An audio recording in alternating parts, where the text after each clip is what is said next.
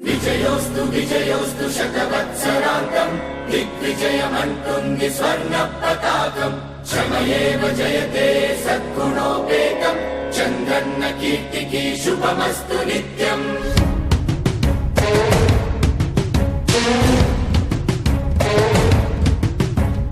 విజయోస్తు విజయోస్తు శతవత్సరాంతం దిగ్విజయమంటుంది స్వర్ణ పతాకం. ఎగిరింది ఎగిరింది మన పసుపు జెండా, కష్టాల కన్నీళ్లు తని చేరకుండా నిలిచింది నిలిచింది ఈ తెలుగు జెండా. నవ్యాంధ్ర నిర్మాత చంద్రన్న అండ, రైతు కుల మాధవుడు శ్రామికుల సేవకుడు చంద్రన్న నాయకుడు వచ్చాడు అడుగో. శ్రీజనుల రక్షకుడు స్వర్ణాంధ్ర సాధకుడు చంద్రన్న నాయకుడు వచ్చాడు అడుగో.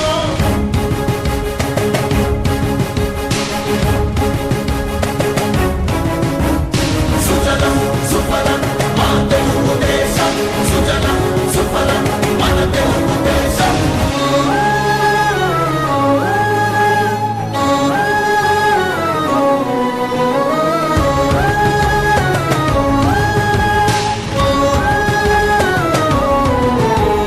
విజయోస్తు విజయోస్తు శతవత్సరాంతం దిగ్విజయమంటుంది స్వర్ణ పతాకం క్షమయేవ జయతే సద్గుణోపేతం చంద్రన్న కీర్తికి శుభమస్తు నిత్యం.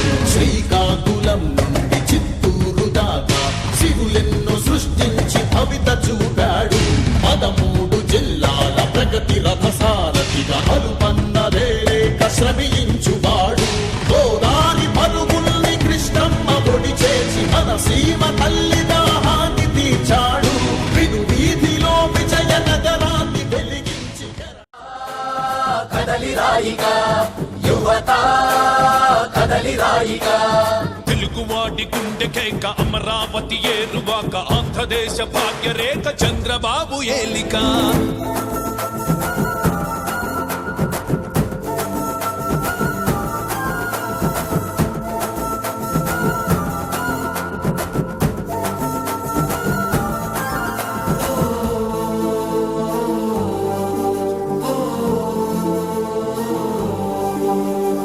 అగ్గిలాంటి యువ శక్తికి వాయువల్లె తోడు నిలిచి వెన్ను తట్టి దారి చూపే ముఖ్యమంత్రి యువనేస్తం, ముఖ్యమంత్రి యువనేస్తం, ముఖ్యమంత్రి యువ.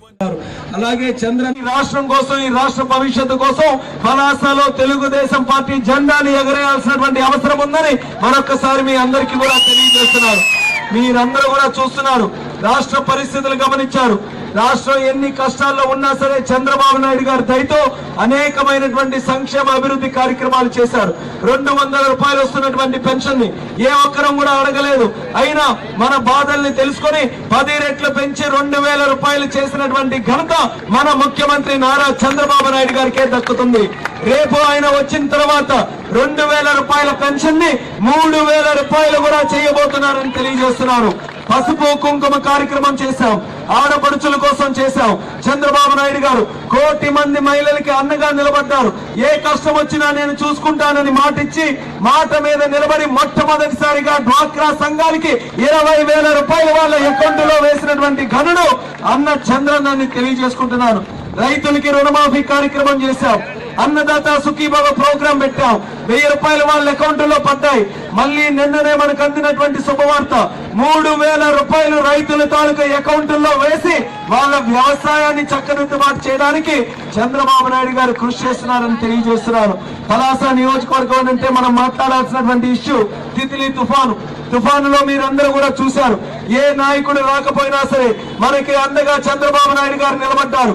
ఇదే రోడ్ల మీద రోజంతా కూడా తిరిగారు, మనతో పాటు కలిసి ఉన్నారు, మన బాధల్ని అర్థం చేసుకున్నారు, మన భుజం మీద చేయవేశారు. ముఖ్యమంత్రిగా మనం ఎప్పుడు కూడా ఊహించినటువంటి రీతిలో 7 రోజులు పలాసలోనే ఉంటూ పలాసకి పునర్జన్మనిచ్చినటువంటి నాయకుడు నారా చంద్రబాబు నాయుడు గారిని తెలియజేస్తున్నాను.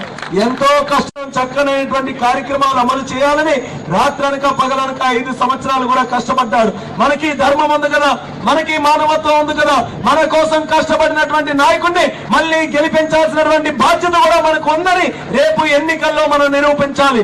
సైకిల్ గుర్తు మీద ఓటు వేసి అఖండమైనటువంటి మెజారిటీతో చంద్రబాబు అలాగే శ్యామ్ సుందర్ శివాజీ గారు పెద్దవాళ్ళుగా పనిచేసి ఈ రోజు 3వ తరంగా శిరీషమ్మ గారు వస్తున్నారు.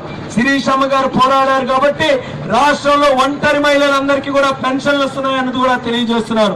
అలాగే మొన్ననే మీరు చూశారు 13,000 మందికి 41 కోట్ల రూపాయలు తిత్లీ తాలూకు బాధితులకి నష్టపరిహారం రెండోసారి కూడా వచ్చిందనంటే శిరీషమ్మ గారి పోరాటం చేసినందుకని తెలియజేస్తున్నారు. ఎంతో చక్కగా మన సమస్యల గురించి రిప్రజెంట్ చేస్తున్నారు, మన బాధని అర్థం చేసుకుని చేస్తున్నారు. మళ్ళీ ఆ అవకాశాన్ని కొనసాగించండి. చాలా కార్యక్రమాలు ఇంకా చేయాల్సినటువంటి ఉన్నాయి. యువతకి ఉద్యోగ కల్పన పూర్తి చేయాలి. ఇంకా జిల్లాలో మంచి మంచి కార్యక్రమాలు మనం చేయాలి. జిల్లాని అన్ని రంగాల్లో కూడా మనం డెవలప్ చేయాలి. ఆ ఆలోచనలు నాకున్నాయి. అవి జరగాలనంటే తెలుగుదేశం పార్టీని మళ్ళీ మనం గెలిపించుకోవాలి.